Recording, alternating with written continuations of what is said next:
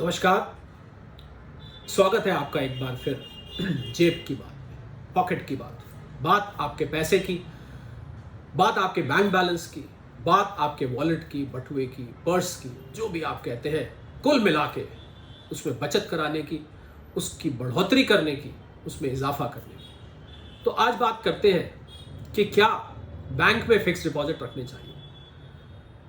शायद बैंक के लोग मेरे इस वीडियो को आज देखें तो उनको बहुत अच्छा ना लगे, पर इसमें अच्छा ना लगने की बात नहीं है। आखिर आपको बैंक के फिक्स डिपॉजिट्स आज क्या रिटर्न दे रहे हैं? 5%, 6%। कोई बहुत नया बैंक हो, प्राइवेट छोटा बैंक हो तो 6-7%। उसमें से साहब टैक्स काट दीजिए। आप टैक्स काट के मैंने देखा कुल मिला के 4%, कई दफे उससे भी नीचे रह जाता है। और जितनी लंबी अवधि के लिए आप करते हैं ना, रिटर्न कम हो जाता है और टैक्स भी कट जाता है। इन्फ्लेशन मतलब जिस रफ्तार से कीमतें बढ़ती हैं वो 5-6% के बीच में है इस टाइम। बीच में तो और ज्यादा चला गया था। और आपको बैंक से आने वाला रिटर्न कुल 4 से 5% या शायद 4% या उससे भी कम। इसका मतलब क्या हुआ?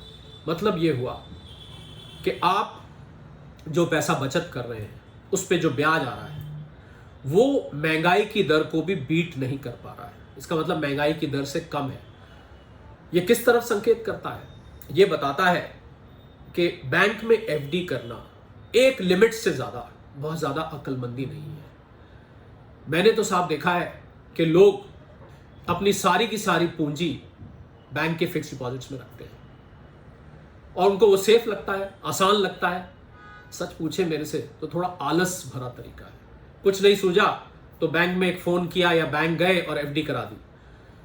पर एक पैसे की अपॉर्चुनिटी कॉस्ट होती है। अपॉर्चुनिटी कॉस्ट मतलब अपॉर्चुनिटी लॉस्ट, कि वो पैसा अगर आप कहीं और निवेश करते तो शायद आपको ज्यादा रिटर्न देता। पर आपने तो बैंक एफडी कर दी, 1 साल की, 6 महीने की, 2 साल की, चलो बेटे के नाम, बेटी के नाम, पोते के नाम, वाइफ के नाम। पर आप नहीं जानते कि आप इन्फ्लेशन से भी नीचे जा रहे हैं। इन्फ्लेशन आपसे आगे चल रहा है। आपकी सेविंग्स पे जो रिटर्न आ रहा है, जो एफडी पे रिटर्न आ रहा है, वो नहीं। एफडी में रखिए, कुछ हद तक रखिए, क्योंकि एफडी को निकालना आसान, जी हाँ, जैसे मैंने कहा, डालना आसान, करना आसान, भुनाना आसान। और आपका बैंक का फ्रेंडली रिलेशनशिप मैनेजर, जो आप बैंक के लोगों को जान पहचान हो जाती है, आसानी से हो जाता है। फोन करके ही कई बार तो काम हो जाता है, ऑनलाइन हो जाता है। पर मेरे हिसाब से बैंक के फिक्स डिपॉजिट्स में केवल उतना धन रखना चाहिए जो कि आपको शॉर्ट टर्म की ज़रूरतों के लिए काफ़ी हो। मतलब आपको 3 महीने, 6 महीने में कोई पेमेंट करनी है तो उसको आप फिक्स डिपॉजिट में रख दीजिए। क्योंकि शायद सेविंग्स में, हालांकि आजकल तो सेविंग्स भी अच्छा रिटर्न देते हैं जो नए बैंकों के हैं, शायद सेविंग्स में वो रिटर्न कम दे रहा हो तो आपने फिक्स डिपॉजिट में रख दिया। पर इससे ज़्यादा अगर आप रखेंगे तो आप अपने पैसे को काम नहीं करने दे रहे। You are not letting your money work. तो इससे बेहतर है आप कोई अच्छा म्यूचुअल फंड चुने। आप गोल्ड का, मेरा एक अन्य वीडियो था जिसमें मैंने 15-20% बताया था कि आप गोल्ड में पैसा रखें, गोल्ड में निवेश करें। थोड़ा थोड़ा आप शेयर मार्केट भी सीख कर थोड़ा थोड़ा आप उसमें भी कर सकते हैं, पर बिना सीखे नहीं। वहाँ उंगलियां जलने का डर होता है, नुकसान होने का डर होता है। पर मैं समझता हूँ म्यूचुअल फंड्स, और निरंतर ढूंढते रहे कहाँ पर अच्छी आपको अपॉर्चुनिटी मिल रही है। जहां भी आपको अच्छी अपॉर्चुनिटी मिले आप तुरंत अपनी एफडी को निकालने से शर्माए ना।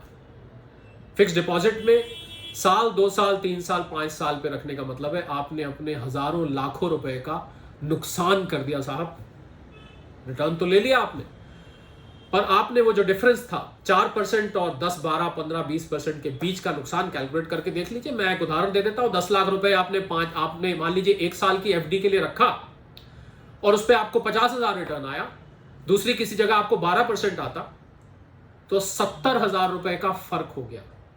मतलब 50,000 बैंक से आया, शायद 1,20,000 दूसरी जगह से आता, किसी म्यूचुअल फंड में या किसी अन्य जगह। मैं वो बात अलग से करूंगा कि कहां करना चाहिए। फिलहाल मैं बैंक एफडी पर ही फोकस कर रहा हूं। तो आपने अपना इतना नुकसान कर लिया। आपने 50,000 कमाया नहीं, आपने 70,000 का नुकसान कर लिया, जिसको हम अपॉर्चुनिटी कॉस्ट कहते हैं।